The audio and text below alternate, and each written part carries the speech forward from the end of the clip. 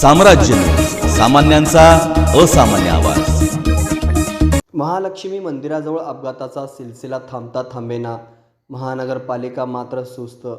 Akkalkot road महामार्गावरील महालक्ष्मी मंदिर चौकात एका दुचाकी आणि सायकलचा भीषण अपघातात दुचाकीस्वार गंभीर जखमी झाल्याची दुर्घटना रविवारी दुपारी 3च्या सुमारास घडली आहे। दुचाकी आणि सायकलचा समोरासमोर धडक झाली।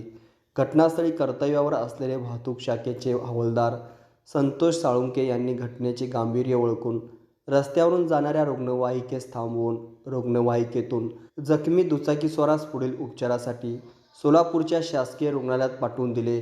हा रस्ता चौबाजूने वाहनाची वर्दळ असते। हा रस्ता अत्यंत धोकादायक बनला आहे। रोज छोट्या मोठ्या प्रमाणात अपघात होत असतात। याची दखल घेऊन या चौकात सिग्नल आणि गतिरोधक बसवा म्हणून महाराष्ट्र कामगार सेनेच्या वतीने रास्ता रोको आंदोलन केले होते। आजच्या घडीला 2 महिने होत आहे। सरकारी काम 6 महिने थांब या उक्तीप्रमाणे सोलापूरच्या निद्रिस्त महानगरपालिका अधिकाऱ्यांना याची दखल घेण्याइतके वेळ नाही। एखादा मोठा अपघात होऊन जीवितहानी झाल्यास जबाबदार कोण? कोणाचा जीव गेल्यावर अधिकारी जागे होणार का?